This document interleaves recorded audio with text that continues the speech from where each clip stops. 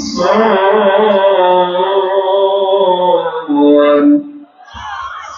ومزاجه من تسنيم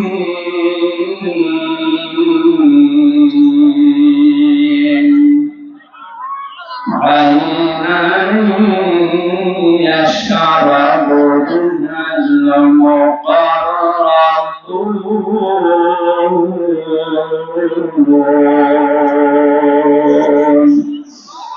صدقت يا ربنا اللهم صل على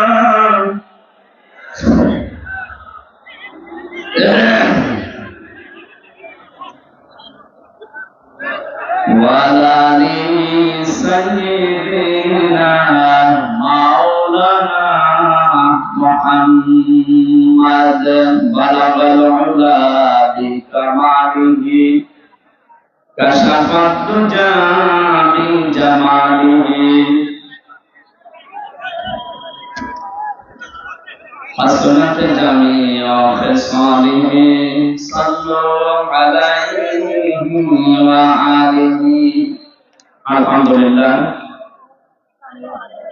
সিরাজগঞ্জ জেলার বেলকুচি থানার অন্তর্গত দরপুরিয়া বেড়া মাওলানা আহমদুল্লাহ মহিলা মাদ্রাসার উদ্যোগে দ্বিতীয় বাৎসরিক তাফসীরুল কোরআন মাহফিলের স্বনামধন্য সভাপতি জনাব আলহাজ আব্দুল আলিম,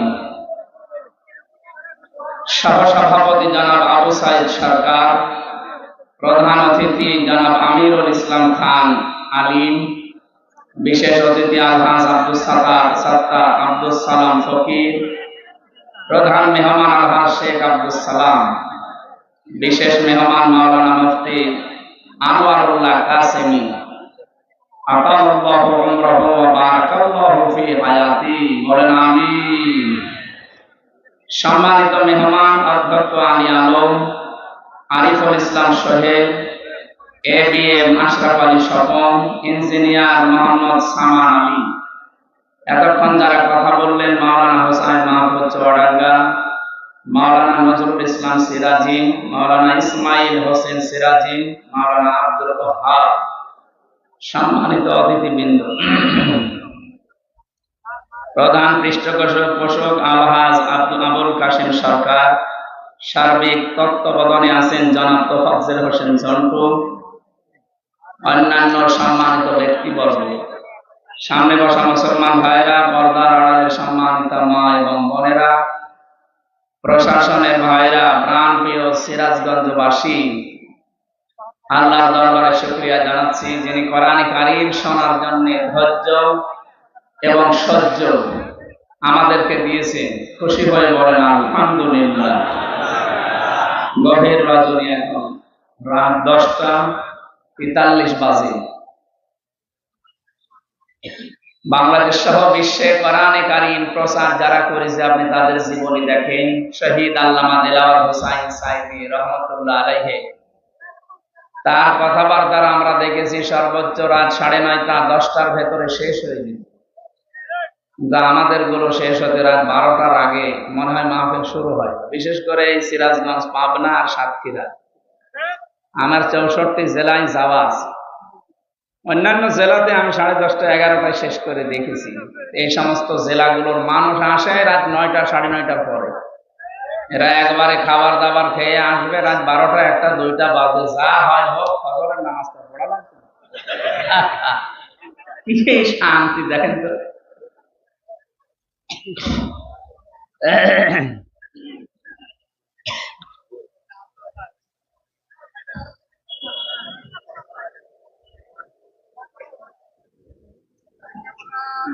মনে হয় না দিলে ভালো।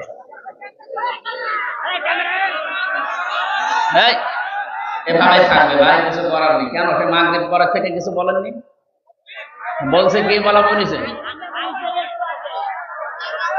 এখন আর কিছু করা যাবে না। যেভাবে আছে এভাবে শুনবেন। সকালে ইন্টারনেট থেকে নামিয়ে ভালো করে চেহারা দেখে নেন। এখন শোনেন কি বলতে চায়।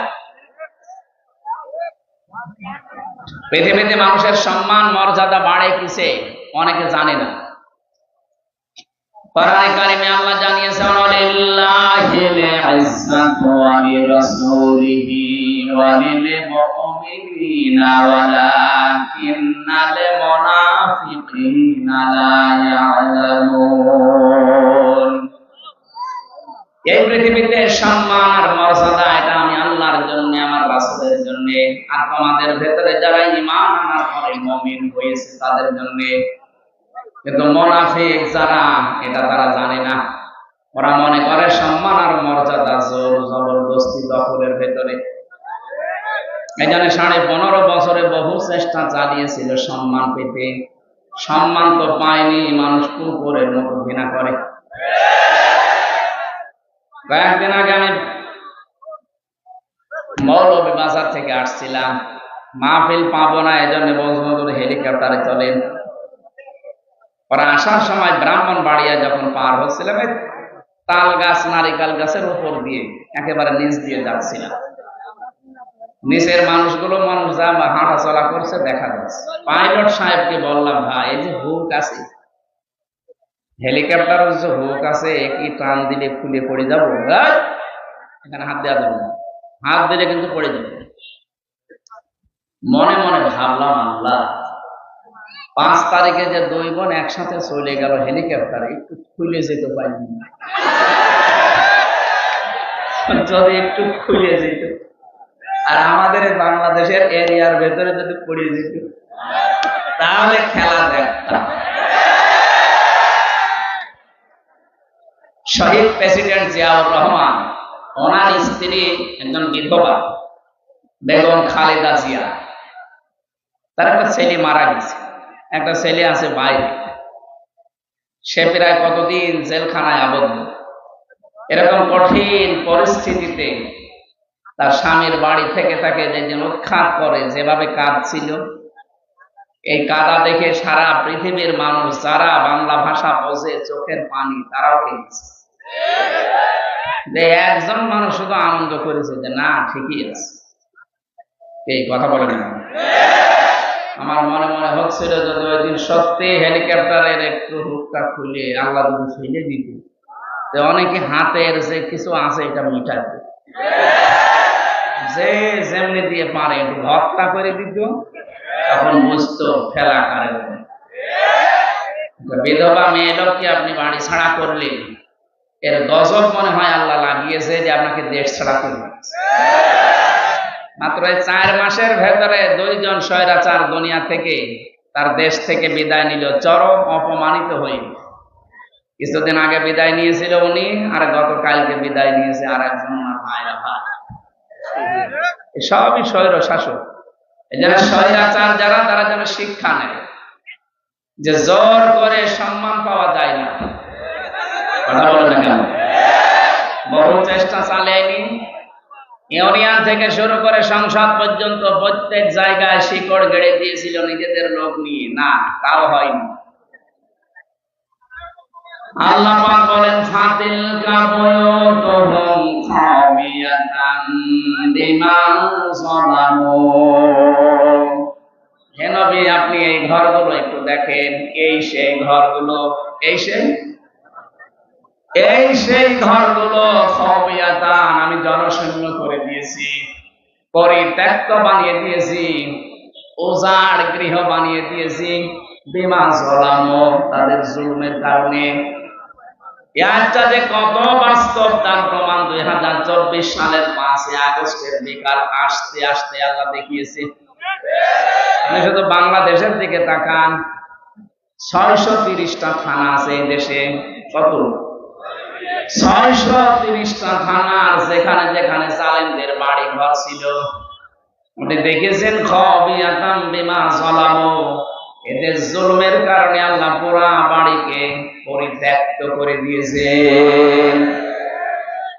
কুষ্টিয়ায় আমার হানিফের বাড়ি, আপনি এখন যে দেখবেন আর বাড়ি নেই, পায়খানার প্যান পর্যন্ত মানুষ খুলে নিয়ে চলে গেছে। ওটা এখন জাতীয় টয়লেট হয়ে গেছে। কথা বলছেন? 5 দিন আগের পেপারে দেখলাম যে ঢাকার যে বাড়িটা এত অহংকার করতো, যেটা নিয়ে যেখানে অনেকে আবেগে যে চুমা খেত, ওই বাড়িটা এখন দলবদ্ধ হয়ে মানুষ টয়লেট করছে।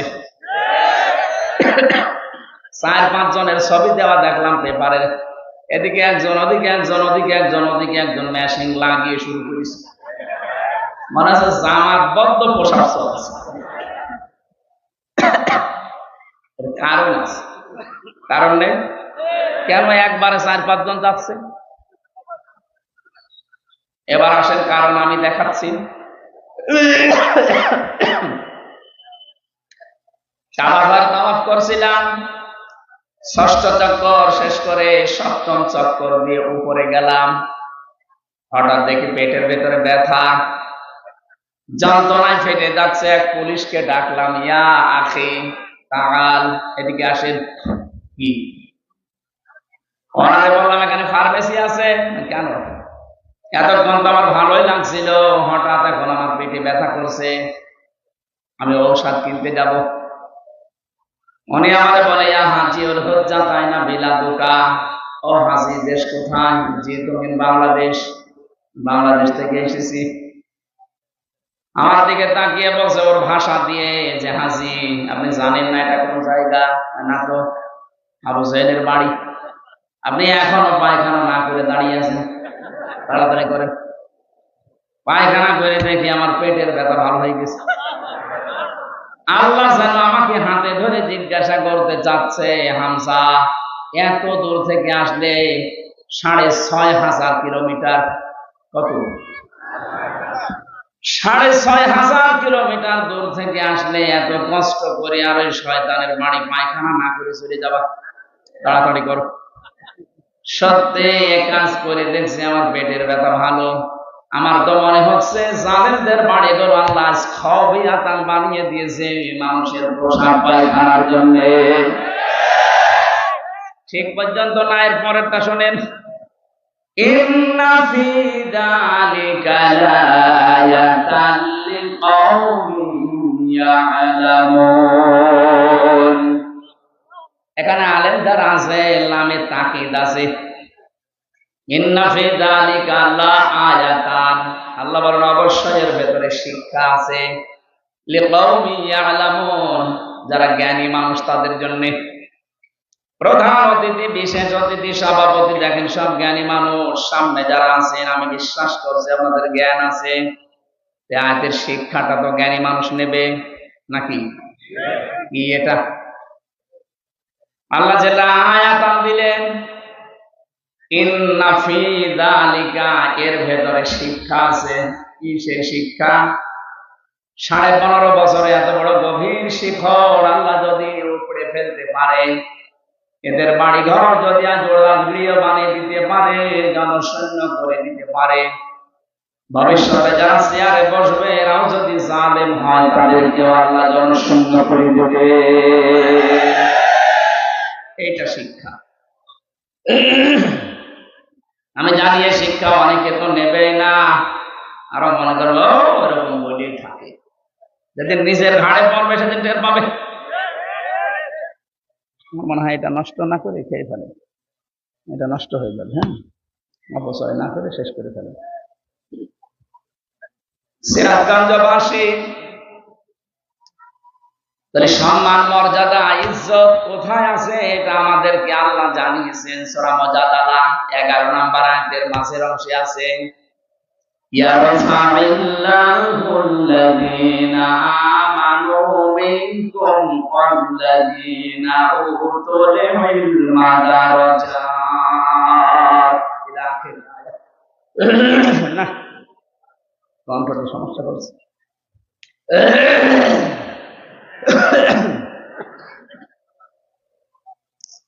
আল্লাহ পাক বলেন ইয়ারফা, এটা মজারে, বর্তমান, ভবিষ্যৎ, প্রেজেন্ট, ফিউচার।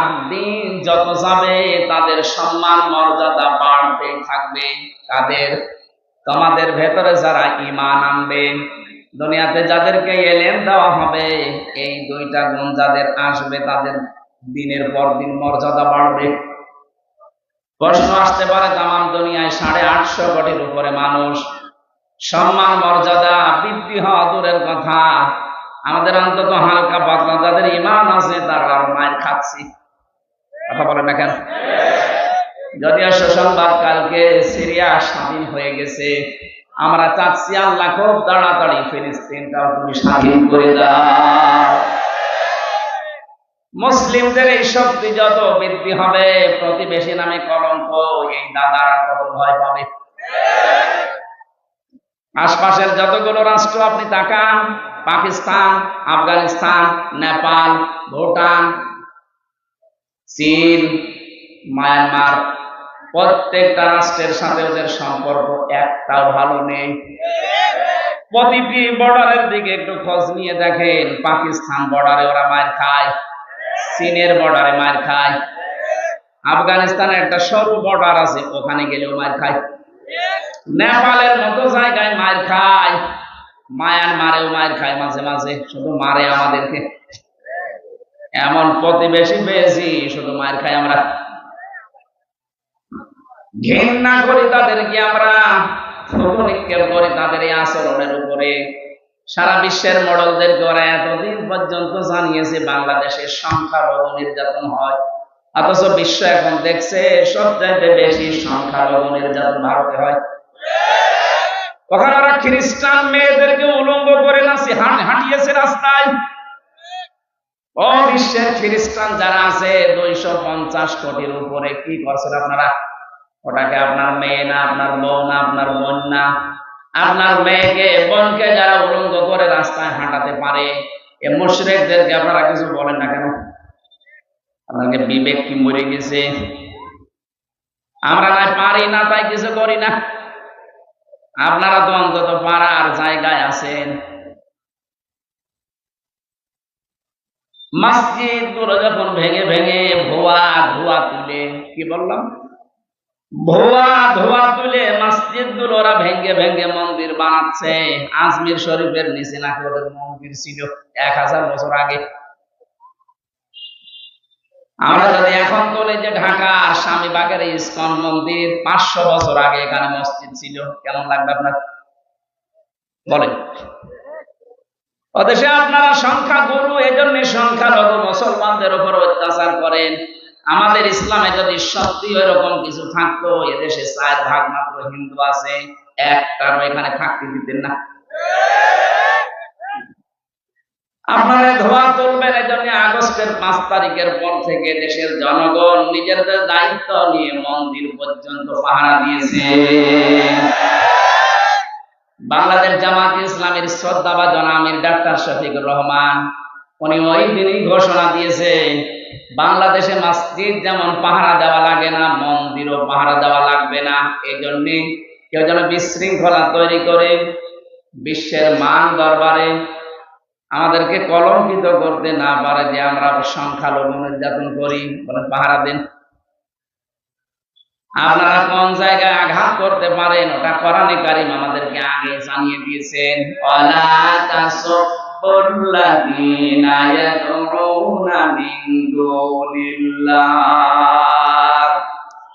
রব্বুল আলামিন বলেন কোরআনে কারীমে আছে এটা, হে নবী উম্মতদেরকে জানান, আমি আল্লাহ বাদে ওরা যাদেরকে ডাকে ওদের দেবতাদেরকে গালি দিবা না, তাহলে ওরা না জেনে শেষ পর্যন্ত আমি আল্লাহকেও গালি দিয়ে ফেলবে।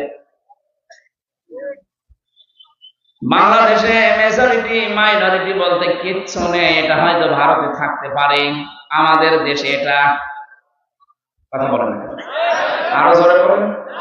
আরে ভাই রেকর্ড হচ্ছে এটা, কালকে যদি পত্রিকায় যায়, আন্তর্জাতিক মিডিয়াতে আসে, সারা দুনিয়া এটা ছড়ানো লাগবে। ওরা মিথ্যাকে যদি বারবার ছড়িয়ে সত্য বলে চালিয়ে দিতে পারে, আমরা সত্যকে বারবার ছড়িয়ে কেন সত্য প্রমাণ করতে পারবো না?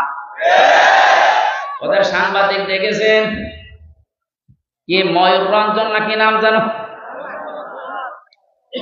আমার মনে হয় শয়তান, তো আমি দেখিনি, ওর তিড়িং বিড়িং নাচ দেখলে আমার মনে হয় শয়তান যদি দেখতাম এরকম হতো।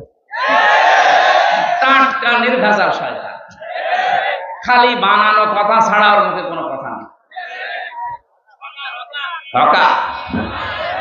এখন শুনছে নাকি চট্টগ্রাম ওরা দখলে নেবে।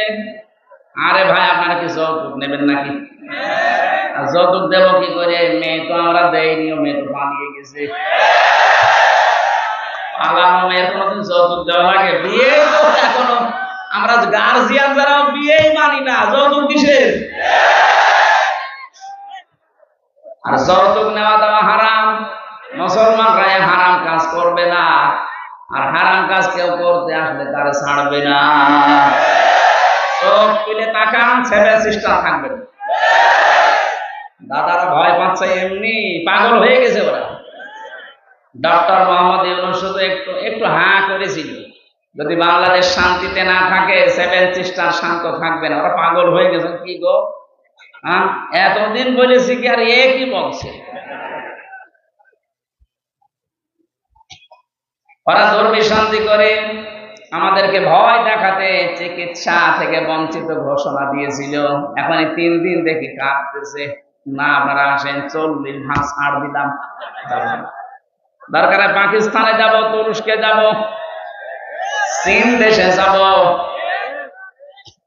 আমরা যাই। এ দেশে যারা দায়িত্বে আছেন, আমি ভারতে বহুবার গেছি, বহু রাজ্যে আমি ঘুরে বেড়িয়ে দেখিয়েছি। এদের যে ভয়টা, সবচাইতে বেশি ভয় মুশরিকদের ভেতরে মরণের ভয়।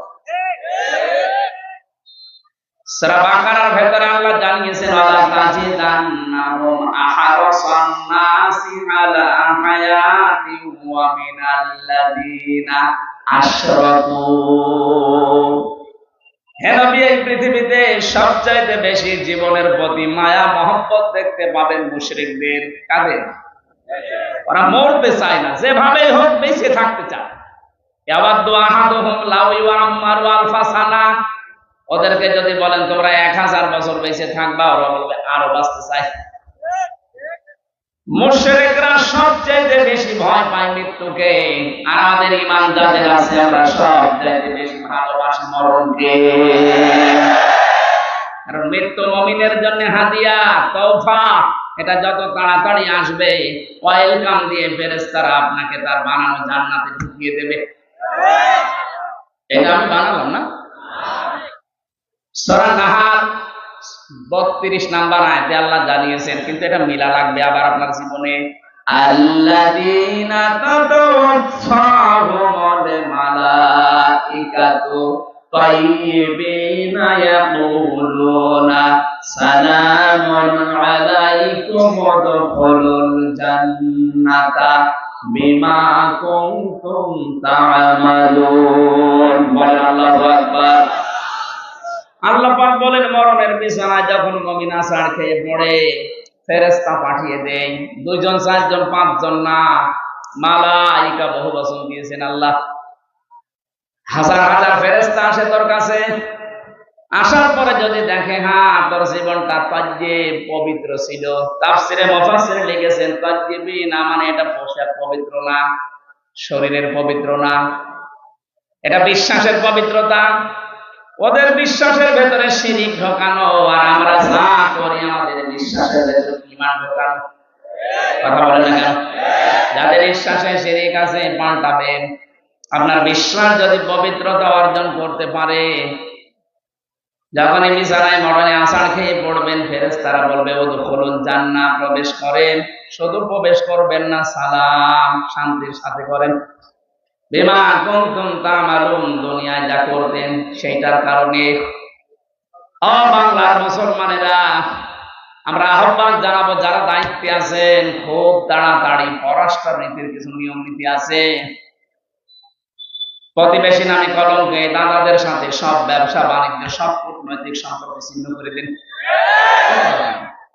এগুলো আপনি পাকিস্তানের সাথে আবার ফিরে যান, চীনের সাথে বাড়ান, তুরস্কর সাথে বাড়ান। মুসলিম দেশ এখনো 57টা আছে, গতকালকে আরেকটা হয়েছে 58টা। এতগুলো দেশের সাথে সম্পর্ক থাকলে এরা এমনিতে চিন্তায় মরে যাবে। আজকে দেখেন না, সকালবেলা সুর নরম হয়ে গেছে। বলছে আমরা যে সরকার আসে এখন দায়িত্বে, এই উপদেষ্টা মন্ডলের যারা দায়িত্বে আছে এদের সাথে শক্তভাবে মিলে কাজ করতে চাই। কেন? এতদিন যে বলতেন এরা অবৈধ, ঠেলায় পড়িস। এক কথা বলে না কেন? ঠেলায় পড়লেও বাঘেও ধান খায়, ধান খাবে এবার। আমি যে কথা বলতে পর্যন্ত এসেছিলাম, সম্মান মর্যাদা যদি সত্যি আমরা ফিরে পেতে চাই, দিন যত যাবে বাড়তেই থাকবে, আপনার ইমানটাকে শিরিক মুক্ত করবেন। তাইয়্যিবিনা মানে শিরিক মুক্ত ইমান। 2 নম্বরে ওয়াল্লাযীনা উতুল ইলমা দারাজাত, যাদেরকে আল্লাহ ইলম দিয়েছে তাদের মর্যাদা আল্লাহ বাড়াবে। প্রশ্ন আসতে পারে, দুনিয়ায় কত মানুষের তো ইলম ছিল, মর্যাদা বাড়ে নাই। হ্যাঁ, ঠিক আছে, আমি নাম নিয়ে বলছি, মাওলানা ফরিদউদ্দিন মাসুদ, মাওলানা রুহুল আমিন, এরা আলেম না? কথা বলে না কেন? এরা আলেম ছিল, এদের মর্যাদা মানুষ দিত, কিন্তু দেখেন শুধু পাল্টিয়ে গেছে। সময়টা একটু পাল্টানোর কারণে সারা বাংলাদেশে যেখানে যাবেন এই 2 জনের নাম বলেন, আলেম নামে মানুষ আলেম করে ঘৃণা করবে। এই ঘৃণাটা তৈরি করে দিল কে? কে? আল্লামা সাইদি রহমতুল্লাহ আলাইহি, উনিও তো আলেম ছিলেন। উনি দুনিয়ায় নেই, তারপরও সারা পৃথিবীতে তার নামে দোয়া হচ্ছে। আর এমন আলেম, ওনারা গেছে বাইতুল মুকাররমে জোর করে ইমামতি করার জন্য, স্বর্গ জুতা দিয়ে পিটিয়েছে। পরের দিন স্ট্যাটাস দিয়েছে যে জুতা মেরেছিল কিন্তু আমার গায়ে লাগেনি। আপনার কত অপমান হবে! এই যে দারাজাত বহু বচন দিয়েছেন আল্লাহ, কেন জানেন? কারণ দিন যত যাবে, জ্ঞানের উপরে যারা আমল করে তাদের মর্যাদা আল্লাহ তত বাড়াবে। যারা যতটুকু জ্ঞান পেয়ে আমল করেছে, আপনি তাকান, তাদের মর্যাদা আল্লাহ বাড়িয়ে দিয়েছে। আল্লামা জুনায়েদ বাবুনগরী রহমতুল্লাহ আলাইহি, তার নাম শুনলে মানুষ এখন দোয়া করে।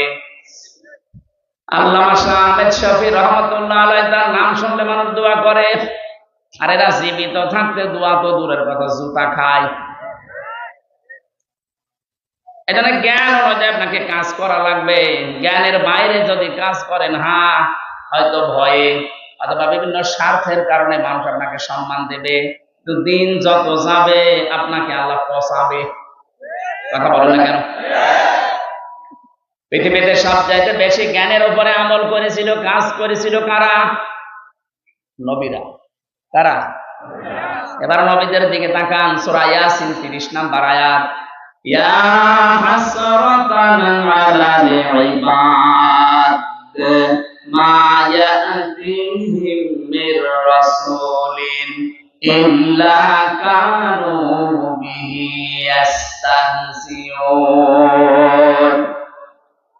আমার বান্দাদের জন্য আমার আফসোস, আমার আক্ষেপ হয়, এমন কোন নবী রাসূল দুনিয়ায় পাঠালাম না যার সাথে সমসাময়িক ব্যক্তিরা, সমসাময়িক শাসকরা জুলুম, অত্যাচার, নির্যাতন, ঠাট্টা, বিদ্রোহ, উপহাস করে নাই।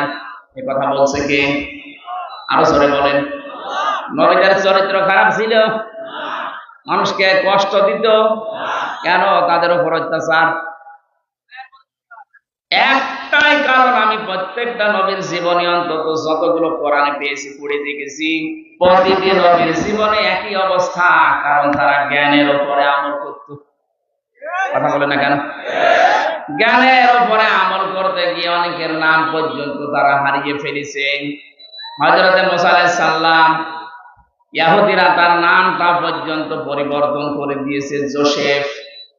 এখন তামাম দুনিয়ায় যারা ইহুদি আছে, মুসা নবীকে আর মুসা বলে না, বলে জোসেফ। কি বলে? খ্রিস্টানরা হযরত ঈসার নাম পাল্টিয়ে দিয়েছে যিশু। 250 কোটির উপরে খ্রিস্টান তামাম দুনিয়ার 257টা রাষ্ট্রে, কম বেশি আছে। আপনি যেখানে যাবেন দেখবেন ঈসা নবীকে ওরা ডাকে, কিন্তু ঈসা আলাইহিস সালাম বলে না, ঈসা ইবনে মারইয়াম বলে না, বলে যে যিশু। কি বলে? বলেন। আমাদের জাতির পিতা হযরত ইব্রাহিম আলাইহিস সালামের নাম তারা পাল্টিয়ে দিয়েছে আব্রাহাম। হযরত দাউদ আলাইহিস সালামের নাম তারা পাল্টিয়ে দিয়েছে ডেভিড। মুসলিম বিজ্ঞানী ছিল আল ক্যামি, তার নাম পরিবর্তন হয়ে গেছে কেমিস্ট্রি। নবীজির প্রিয় সাহাবী একজন হযরত জাবির রাদিয়াল্লাহু তাআলা আনহু, তার নাম পাল্টিয়ে দিয়েছে আল জাবরা। এদেশে আল্লামা শফির নাম পাল্টিয়ে দিয়েছে তেহুল হুজুর। কথা বলেন না কেন? শহীদ আল্লামা দেলাওয়ার হোসেন সাইদের নাম দিয়েছে দেন্দ্র শিকদার। আমি বানিয়ে বললাম? আমার নাম পাল্টিয়ে দিয়েছে পিসকে হুজুর। আমি পিসকে।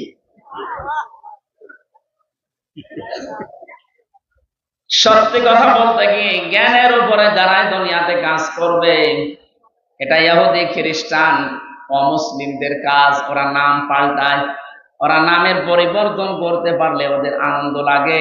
এই জন্য শহীদ আন্তর্জাতিক জিয়া বিমানবন্দরের নাম পাল্টিয়ে আলাদা করে দিয়েছে। কথা বলেন না? ওরা তালমিজু আনফুসাকুম ওয়া লা তানাবাযু বিল আলকাব বিইসাল ইসমুল ফুসুক বাদাল ঈমান ওয়া মান লাম ইয়াতুব ফাউলাইকা হুমুজ জালিমুন। আল্লাহ বলেন নাম পাল্টাবা না। আর যারা নাম পাল্টানোর হিরিক 15 বছর তৈরি করেছিলেন, কি হয়েছে? সে নাম তো আবার সব পাল্টিয়ে যাচ্ছে। টয়লেট থেকে শুরু করে সংসদ পর্যন্ত প্রতিটি জায়গায় নাম পাল্টাতে পাল্টাতে আর পারে নাই। সেটা পায়খানা টয়লেটের নামও দিয়েছে বঙ্গবন্ধু টয়লেট। আর কোথায় দেবেন? জানে মাতার হলো, কিন্তু তাহলে ঠিক ছিল। জিয়ার নাম মুছে দিয়েছে ঠিক, এমন একজনের নাম দিয়েছে যেটা মুসলমানদের আবেগের জায়গা, যেন এটা পাল্টাতে না পারে। আপনি এখান থেকে মুছে দিয়ে কি করবেন? আমি আরাফাতের ময়দানে ছিলাম, ওখানে জিয়াউর রহমান লক্ষ লক্ষ গাছ লাগিয়েছে, নিম গাছ। ওটাকে এখন আর ওই দেশের মানুষ নিম গাছ বলে না, বলে জিয়া গাছ। হয়তো ওনার জীবনে থেকে আমি এই কাজটা পেয়েছি। জীবনে যদি আল্লাহ ওনার একটা কাজও পছন্দ না করে, হাজীদের আরাফাতের ময়দানে একটা শান্তির ব্যবস্থা। কি গরম জানেন ওই দেশে? 40, 42, 45, 55 ডিগ্রি সেলসিয়াস চলে। সেখানে একটা নিম গাছের ছায়া পেলে মানুষ মনে হয় আকাশ আমার মাথার উপরে নেমে এসেছে। এই যে লক্ষ লক্ষ হাজী সাহেবেরা আরাফাতের ময়দানে যেহেতু দোয়া কবুল হয়, শহীদ প্রেসিডেন্ট জিয়াউর রহমানের নামে যদি দোয়া করে, আল্লাহ তুমি ওর জীবনে যা হয়েছে হয়েছে মাফ করে দাও, আল্লাহ মাফ করতে পারে না? কথা বলে না কেন? আমরাও দোয়া করছি, আল্লাহ তুমি তাকে মাফ করে জান্নাত দিয়ে দাও, বলেন আমিন। বাংলার মানুষেরা যে কথাটা বলার জন্য, যে মানুষের নাম পরিবর্তনের হিড়িক, এটা ইহুদি আর খ্রিস্টানদের। বাংলাদেশে এই কালচার চালু করেছিল 15.5 বছরে যারা ছিল তারা। কেন আপনি আল্লামা শফির নাম পাল্টিয়ে দিলেন? তেতুল হুজুর একটা নাম হলো। কথা বলেন। নাম পাল্টিয়ে পাল্টিয়ে যাদের বিচার করে করে আব্দুল কাদের মোল্লা নাম পাল্টিয়ে দিয়েছেন।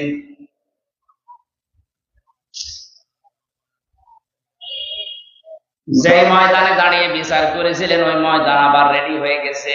এতদিন যাদের বিচার করেছেন সোনা সাক্ষীর উপরে, এখন আপনার গণহত্যার জন্য বিচার হবে দেখা সাক্ষীদের। পৃথিবীতে যারা গণহত্যার সাথে জড়িত আমি তাদের জীবনী পড়ে দেখেছি। এত ঘৃণিত করে আল্লাহ দুনিয়ায় তাদেরকে রেখেছে। হিটলার, চেঙ্গিস খান, কথা বলছেন। ওরা যদি গণহত্যার সাথে জড়িত হওয়ার কারণে ওদের আল্লাহ ঘৃণিত করে দেয়, নিন্দিত করে দেয়, এখন কি কেউ হিটলার ছেলের নাম রাখে? Genghis Khan? বলেন বলেন। আপনি যা করেছেন আপনার নাম সুন্দর হতে পারে, যুগের আবর্তনে কালের আবর্তনে দেখবেন সময় একদিন আসবে আপনার নামটাই গণহত্যার কারণে চেঙ্গিস খানের মতো, হিটলারের মতো ঘৃণিত হয়ে যাবে। যাদেরকে আপনি করেছিলেন তাদের নাম তো ঘৃণিত হয়নি, এখন তাদের নাম শুনলে মানুষ রহমতুল্লাহ আলাই পড়ে। 50 বছর পার হোক, আমরা যেহেতু এখানে আর 100 বছর পরে কেউ থাকবো না, নতুন প্রজন্ম এই জমিন চাষ করবে, দেখবেন ওই জামানায় মানুষ এটাকে গালি হিসাবে ব্যবহার করবে, চেঙ্গিস খানের মতো। কথা বলেন না কেন? কারণ যারা জুলুম করে সবচাইতে বেশি আল্লাহ পাক তাদের দিকে তাকিয়ে থাকেন। ألا تحسبن الذين تحسبن الله غافلا আম্মা ইয়ামালুজ যালিমুন। সূরা ইব্রাহিম 13 নম্বর পারা 19 নম্বর 12 নম্বর লাইনের 42 নম্বর আয়াতের প্রথম অংশে আছে আল্লাহ পাক বলেন, হে নবী, আপনি কি মনে করেন যে জালেমদের কোনো খোঁজ আমি রাখি না? সবচেয়ে বেশি খোঁজ খবর রাখি আমি জালেমদের। কাদের? এজন্য যারা জুলুম করেছিলেন এই জামানায়, বিশেষ করে 15.5 বছরের জুলুম মানুষ বলতে পারে না, আমি তো পারি না, কারণ আমি নিজে শিকার। কথা বলেন না? 3টা বছর আমি কিচ্ছু জানি না এ বিষয়ে, কেন আমাকে এই জুলুমের শিকার করলেন? সবাই মাফ করে দিলেও আমার মামলার আয়ু থেকে শুরু করে একেবারে টট্টগোপন যারা জড়িত, একটাকেও আমার ক্ষমা নেই। ক্ষমা করতে পারি, আমি যা করেছিলাম ওই কাজ আপনাকে করা লাগবে। 3 বছর ফাঁসির কন্ডেম ছেলে থাকবেন, আর 30 থেকে 32 লাখ টাকা আমার বাবার কাছ থেকে নিয়েছেন, ফেরত দেওয়া লাগবে। সেদিন মামলার আয়ু কল দিয়ে বছর বছর মাফ করে দিয়ে, মাফ করে দিয়েছি, টাকা ফেরত দেন। টাকা ফেরত দেবেন না, মাফ চাবেন মানে? শুধু আমি হামজা না, এরকম হাজার লক্ষ হামজা ভিকটিম আছে, যার কাছে যারা অপরাধ করেছেন তার কাছে যে আগে ওই টাকা ফেরত দেবেন, ক্ষতিপূরণ দিয়ে বলবেন আস্তাগফিরুল্লাহ। কথা বলেন না? এখানে বহু মানুষ আমরা এমন আছি, এই 15.5 বছরে যে জায়গায় ওঠার দরকার আমি ওই পর্যন্ত উঠতে পারিনি। কথা বলেন না? আমার ব্যবসা বাণিজ্য করতে দেননি, মিথ্যা মামলা দিয়ে মিথ্যা সাক্ষী দিয়ে আমারে ঘরে থাকতে দেননি। 15টা বছর অনেকে এমনও আছে যারা গাছতলায়, বাঁশতলায়, পানের বরজে, ধানের খেতে, ভুট্টা খেতে কাটিয়েছে। এত কষ্টের সাথে যারা জড়িত, আর আপনি এখন আস্তাগফিরুল্লাহ পড়বেন, আল্লাহ মাফ করে দেবেন, ইয়ার কি নাকি?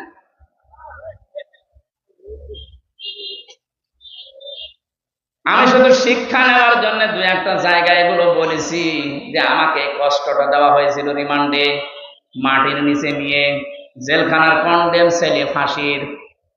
অনেক শয়তান এখন শুনছে, বলছে জেল কেটেছে তাই কি কথা বলা লাগবে? শয়তান, তোমার যদি 10 দিন টাঙিয়ে রাখতো তখন বুঝতে। কত অসহায় থাকে ওখানে মানুষ, জানেন আপনি?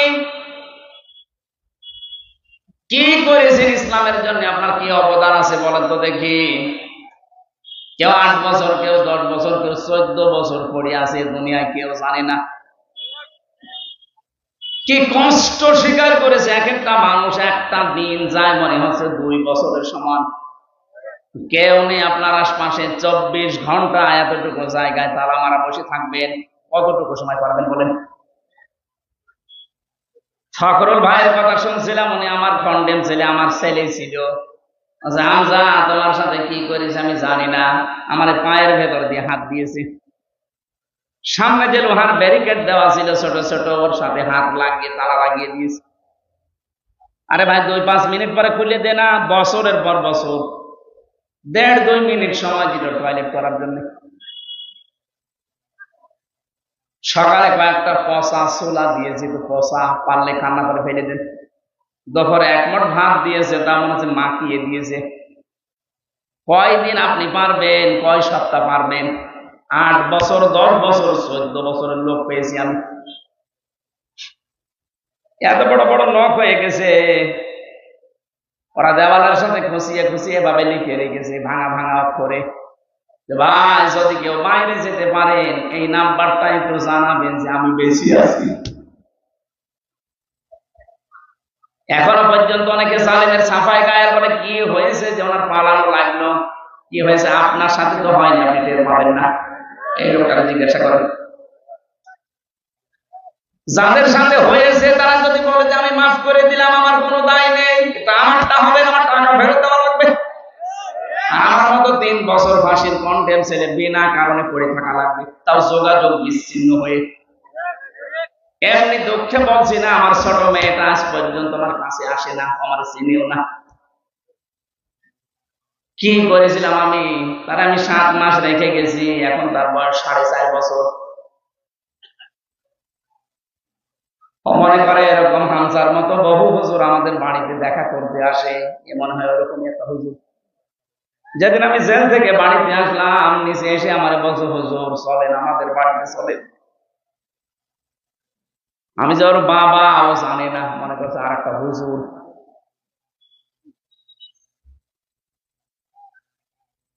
ফেসবুকে যারা উল্টা পাল্টা কথা ছড়ান আমার নামে, বাস্তবতা বুঝে ছড়াবেন।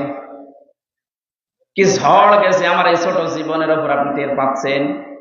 হ্যাঁ, আমি আল্লাহর জন্য সব সহ্য করেছি, মাফও করে দিয়েছি, কিন্তু আমার টাকার বিষয়টা আমি মাফ করবো না। টাকা আমার ফেরত দেওয়া লাগবে, কারণ এটা আমার নিজের টাকা না, আমার বাবার টাকা।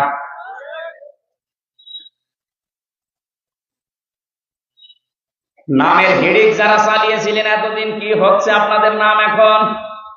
কি হয়েছে ওই জায়গাগুলোর নাম দেখেন। প্রত্যেকটা জায়গা থেকে জনগণ ওই সাইনবোর্ড লাগিয়ে টাঙিয়ে ফেলে দিয়ে জেলার নাম লিখে দিচ্ছে।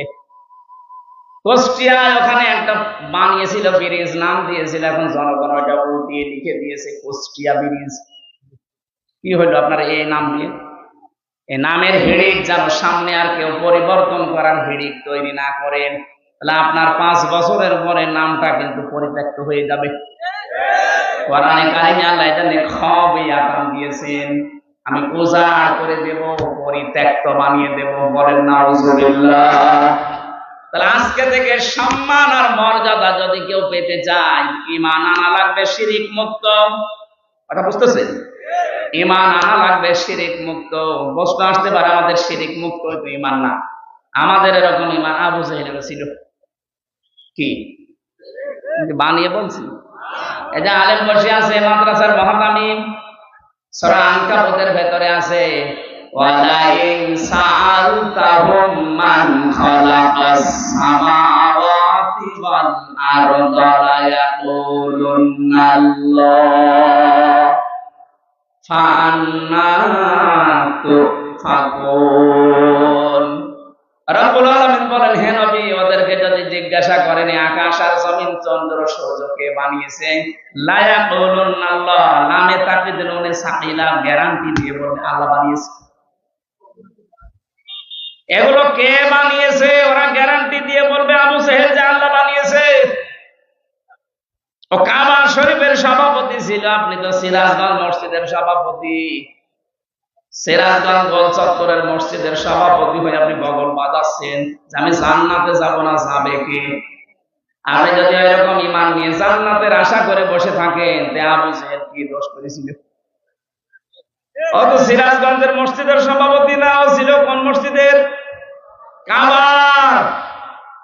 এমনকি যেদিন বদরের ময়দানে যাবে, ওই দিন কাবার গিলাফ ধরে কেঁদে কেঁদে বলছিল, কাবার মালিক তুমি আসো, আমি জানি আমি মুহাম্মদের বিরুদ্ধে অস্ত্র নিয়ে যাচ্ছি বদরের ময়দানে, সত্যের পক্ষে যে আছে তাকে তুমি বিজয় দিয়ে দিও।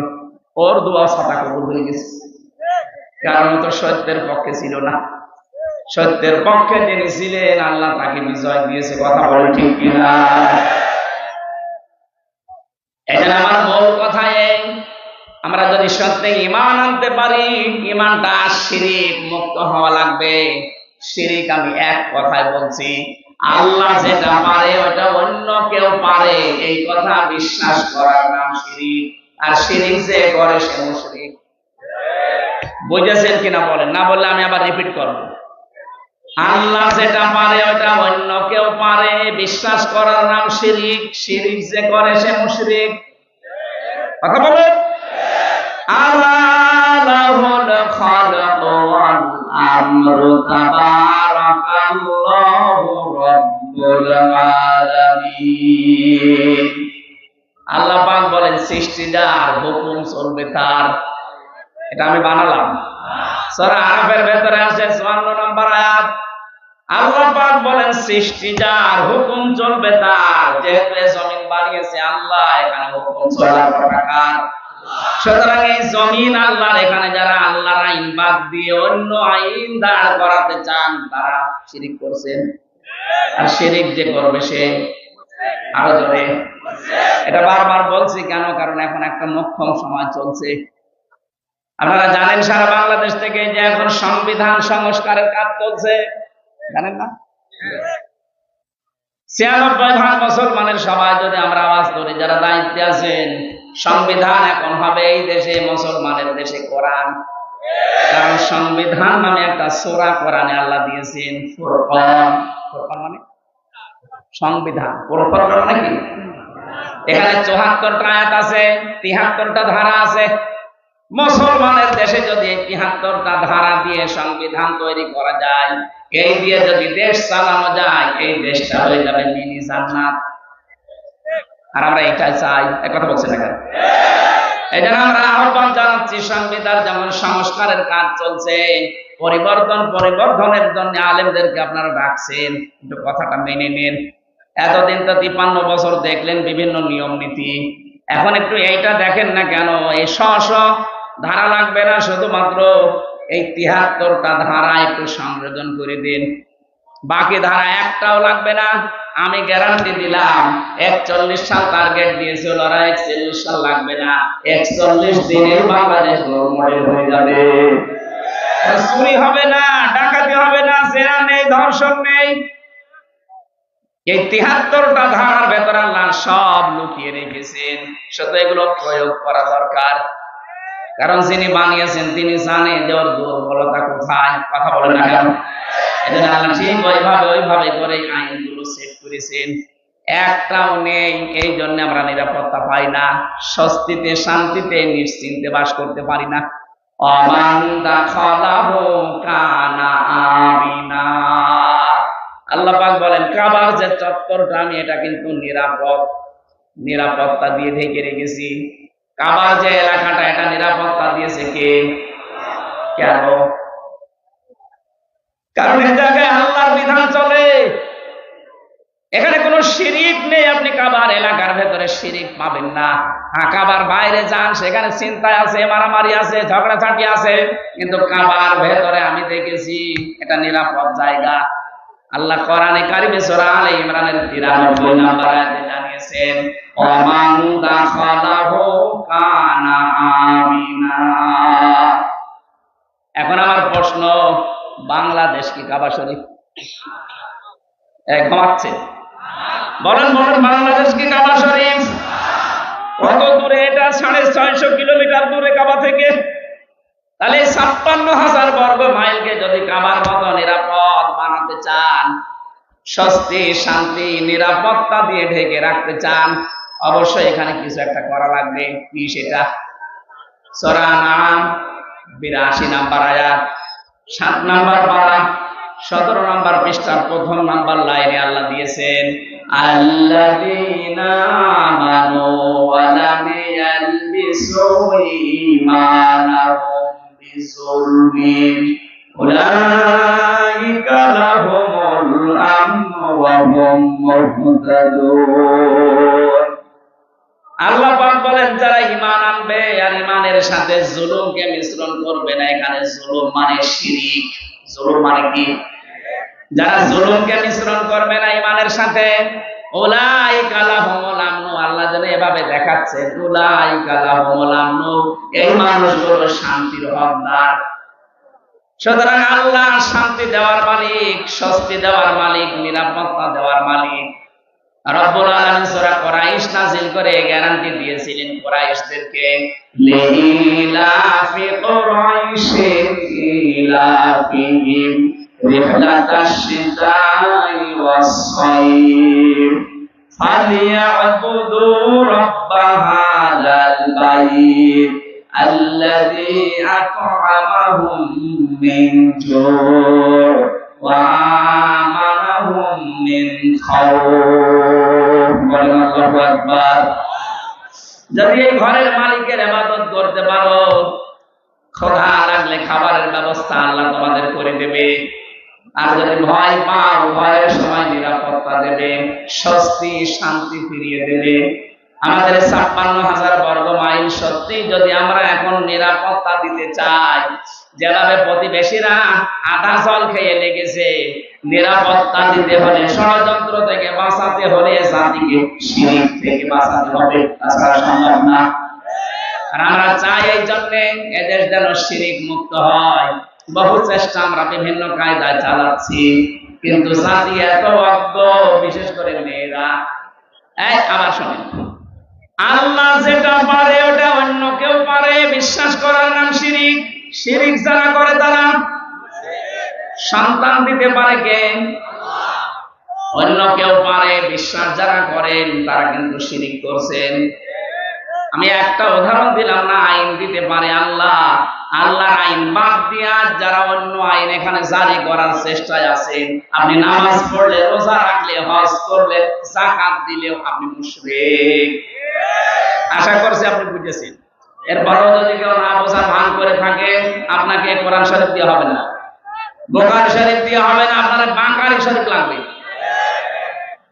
আল্লাহ আপনাকে বোঝার তৌফিক দিন, বলেন আমিন। এজন্য ঈমান আনার পাশাপাশি জ্ঞান অনুযায়ী যদি আমরা আমল করতে পারি, দিন যত যাবে সৃষ্টি জগতের সামনে আমাদের মর্যাদা, সম্মান আল্লাহ বাড়াতেই থাকবে। আল্লাহ যেন আমাদেরকে এটা দেখান, বলেন আমিন। কোরআনে কারীমের সূরা মুতাফফিফিন, এখান থেকে মাত্র ৩-৪টা আয়াত আমরা তেলাওয়াত করেছি তাফসীর আকারে। আপনারা সেই মাগরিব থেকে বসে আছেন তো, আমি দেখতে পাচ্ছি অনেকে ওঠাউঠি করছে। একটা পেশাব পায়খানার ব্যাপার আছে, আবার অনেকের বিড়ির নেশা আছে। বিড়ি খাওয়ার যাদের নেশা আছে, মানুষগুলো তো উঠবে, এদেরকে আপনি ওয়াজ করে ঠেকাতে পারবেন না। সুতরাং যাদের পেশাব পায়খানা, বিড়ি খাওয়ার খুব নেশা লেগেছে, আপনি খেয়ে আবার চলে আসবেন। একেবারে চলে যান না, খেয়ে আবার চলে আসবেন। আসবেন তো? আচ্ছা, ইনশাআল্লাহ। আমরা কোরআনে কারীমের সূরা মুতাফফিফিন, খুব ভালো করে শুনবেন, এটা একটা আমাদের সামাজিক জীবনের কাজ। আল্লাহ পাক বলেন মুতাফফিফিন মানে কি? যারা নেওয়ার সময় বেশি করে নেয় আর দেওয়ার সময় ওজনে কম দেয়, এই মানুষগুলোর ধ্বংস কামনা করেছে আল্লাহ নিজে, বলেন নাউজুবিল্লাহ। আজ আমাদের পরিবার, সমাজ আর রাষ্ট্র এই ওজন কম বেশি এইটার কারণে ধ্বংস হয়ে যাচ্ছে।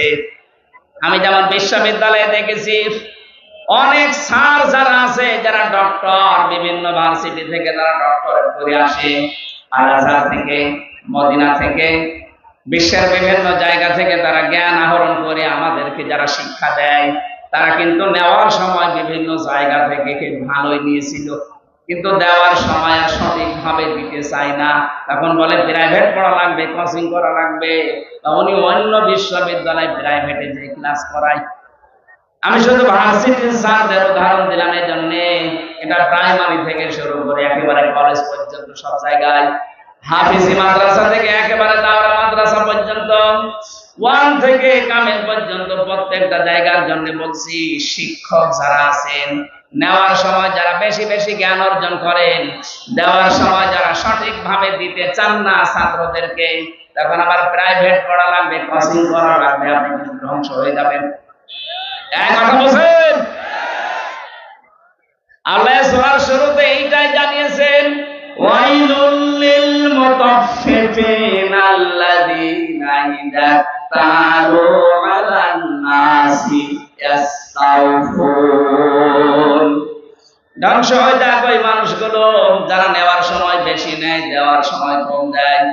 আর সারাটা জীবন আমরা এই লাইনে আছি, নেওয়ার সময় কিন্তু এলেম, নেওয়ার সময় জ্ঞান, বিভিন্ন জায়গা থেকে যেভাবে করি, কিন্তু ওইটা যখন বিলোপন করার সময় হয়, ডেলিভারি দেওয়ার সময় হয়, এটা তখন আর সঠিকভাবে আমরা দিতে চাই না, বিভিন্ন ক্রস কারণ দেখিয়ে আমাদেরকে আল্লাহ ধ্বংস করে দেবেন। অনেকেই মনে করি যে এটা শুধু দোকানদারদের জন্য, তারা ওজনে কম বেশি করে না, এটা সবার জন্য প্রযোজ্য। হযরতে শুআয়ব আলাইহিস সালামের জামানায় তার জাতিকে আল্লাহ যে 2টা কারণে ধ্বংস করেছিলেন, তার 1 নম্বরে তারা ওজনে কম বেশি করত। আজ উম্মতে মুহাম্মদী আমরা দাবি করে হাজারো মানুষ এখানে আছি, তারা খাদ্যে ভেজাল দেয়, খাদ্যের ভেতরে বিভিন্ন বিষ মিশিয়ে দেয়। এই কথা বলেন না কেন? এই যে ফরমালিন যারা দেন, এইটা খেয়ে যদি কোনো মানুষ অসুস্থ হয়, তার বিভিন্ন শরীরের অর্গানগুলো নষ্ট হয়ে যায়, লোকটা যদি মৃত্যুর করে ঢলে পড়ে। আপনি তো ফলের ভেতরে, সবজির ভেতরে, খাদ্যের ভেতরে ফরমালিন দিয়েছিলেন, বিষ দিয়েছিলেন, ঔষধ দিয়েছিলেন, কিন্তু কিয়ামতে আপনি যখন উঠবেন তখন মানুষ হত্যাকারীর তালিকায় উঠবেন। আমি তো এই আয়াত পড়ার পরে দেখতে পাই বাংলাদেশে বহু মানুষ হত্যাকারীর তালিকায় কিয়ামতে উঠবে। কথা বলেন ঠিক কিনা? এজন্য খুব সাবধান এই জায়গায়, কোনো খাদ্যে ভেজাল দেবেন না। খাদ্যের কৃত্রিম এই যে বিভিন্ন মানুষ টাকা পয়সার জন্য এগুলো সংকট তৈরি করেন। আপনি যে কত বড় অপরাধী আল্লাহর কাছে আপনি টের পাচ্ছেন না। যারা খাদ্যের কৃত্রিম সংকট তৈরি করে মানুষকে কষ্টে ফেলে রাখেন, আল্লাহ পাক বলেন যখন মানুষ খাবার থাকার পরেও সংকট তৈরি করে, যখন আমার আরশ কেটে যায়। কারণ পৃথিবীতে সবচেয়ে বেশি আদর আর মহব্বত করে বানিয়েছিলাম আমার বান্দাকে। এই বান্দা বান্দীদেরকে যারা জিনিস থাকার পরও কষ্ট দেয়, ওদেরকে আমি আল্লাহ ঘৃণা করি। বলেন নাউজুবিল্লাহ। বাংলাদেশে এটা মাঝে মাঝে আমরা দেখি, সম্পদ থাকার পরও, খাদ্য থাকার পরও কৃত্রিম সংকট তৈরি করে মানুষকে কষ্টে ফেলে দেয়। যেই ধনীগুলো এগুলো করছেন, ইয়ামহাকুল্লাহুর রিবা ওয়া ইউরবিস সাদাকাত, হারাম কোন জিনিসে আল্লাহ বরকত দেয়নি, বরকত আল্লাহ দিয়েছে হালালে। এজন্য হারাম ইনকাম যারা করেছেন, আপনি তাকান তাদের দিকে। এত কোটি কোটি টাকার মালিক হয়েছিল, কেউ বেগম পাড়া, কেউ সাহেব পাড়া বানিয়েছে, কিন্তু কি হলো তাদের টাকা? 8 কোটি 10 কোটি 12 কোটি টাকার গাড়ি ঢাকার রাস্তায় পড়েছিল 5 তারিখের পরে। কেউ যে মালিক আছে এই প্রমাণ দেওয়ার জন্য কেউ যায়নি। জেলখানায় পৌঁছতেছে এখন বাংলার সর্বশ্রেষ্ঠ ধনী শ্রেণী দরবেশ। কি হয়েছে তার টাকা? বৈধ অবৈধ নেই, 7টা ব্যাংক থেকে 36,000 কোটি টাকা চুরি করেছে। 36,000 কোটি। শেয়ার মার্কেট লুট করেছে, ব্যাংকগুলো দেউলিয়া বানিয়ে দিয়েছে। এক দরবেশে এমন একটা ভয় ধরেছিল, মানুষ উপর থেকে বিশ্বাস করতো না এত বড় দরবেশে কাজ করতে পারে। এই জন্য দাড়ি কেটে নম হয়ে গেছে। আদালতে একজন জিজ্ঞাসা করেছিলেন, নাফরমান দাড়ি কাটলেন নবীর সুন্নত, ও বলে হংকার দিয়ে বলেছে বেশি চিল্লাবেন না, দাড়ি রাখা সুন্নত আর জান বাঁচানো ফরজ। আমি দাড়ি কেটেছি সুন্নত, জান বাঁচাতে চেষ্টা করেছিলাম, কিন্তু পারলাম না, নৌকা আমার ধরিয়ে দিয়েছে। নৌকায় করে পালাচ্ছিল। আমি শুধু হাসির জন্য বলি না, ওনার জীবন থেকে কিছু শিক্ষা নেন। বাংলার শ্রেষ্ঠ ধনীর তালিকায় ওনার নাম সালমান এফ রহমান দরবেশ বাবা। এখন শুয়ে আছে মাটির বিছানায়। হারামে আল্লাহ আপনাকে আরাম দেয়নি। সত্যি কথা বলতে আল্লাহ এই বিষয়টাকে গুরুর বলে দিয়েছেন। আমি হুজুরকে বলছি, আমাল হায়াতুদ দুনিয়া ইল্লা মাতাউল গুরুর। ও বাংলার মানুষেরা, দুনিয়ার জীবন কিন্তু গুরুর। গুরুর মানে ধোঁকা। আপনি কি মনে করেন যে আপনার ছেলে মেয়ে আপনাকে খুব ভালোবাসে? কে বলেছে আপনাকে? আপনার বউ আপনাকে খুব ভালোবাসে। আজকে বাড়িতে যদি একটু মরার ভান করে বলেন যে আপনার স্বামী তো মারা গেছে, যে খাটের উপরে আপনি থাকেন, এই খাটের নিচে তাকে আমরা মাটি দেব, আল্লাহর কসমে দেশের কোন বউ রাজি হবে না। ওই জিনিসের কি আমি জিন ভূতের কামড় খাবো? দেখেছেন কি ভালোবাসা আপনার জন্য? আপনার সন্তান, আপনার মা বাবাও ধোঁকা, আপনার মা বাবা আপনার জন্য ধোঁকা। অনেকে মা বাবার মুখে হাসি ফোটাতে, ছেলে মেয়ের মুখে হাসি ফোটাতে, স্ত্রীকে সুখে রাখতে হালাল হারাম দেখে না। বাবা শাহজালাল, সব হালাল। কি হবে জানেন আপনি? আমি বাস্তব বলছি। 200 বছর পর, মাত্র কত বলেন বলেন, মাত্র 200 বছর পরে যদি আজকের এই প্রধান অতিথি উনি যদি এই গ্রামে ঘুরে আসে 200 বছর পর, তখন তো এখানে আর আমরা একজনও থাকবো না। কি 200 বছর পরে ওনাকে আল্লাহ যদি আবার বাঁচিয়ে বলে যা দুনিয়া দেখে আয়, উনি এসে যদি এই সিরাজগঞ্জের এই বেলকুচিতে ওনার বাড়িতে এসে বলে 2 তলা বিল্ডিং আমার, ওই সময় যারা এখানে বসবাস করবে ওনার ঘাড়ে ধাক্কা দিয়ে বের করে দেবে, কে আপনি? আমি বেশি বলছি? আপনি ফিরে এসে দেখে শুধুমাত্র আপনাকে পরিচয় দিতে গেলেই মারবে, বলবে আপনার থাকার জায়গা নেই, এই জন্য এরকম ভান্ডামি করছেন। গ্রামে মসজিদ আছে, ওখানে বারান্দায় রাতটা থাকেন, সকালে ফোটেন, এটা বলবে আপনার নিজের পরবর্তী প্রজন্ম। আরে ভাই, আমার 3 পুরুষের পরে আমি আর চিনি না। আমার বাবা রিয়াজউদ্দিন, তার বাবা জাহান আলী, তার বাবা নওয়াজ।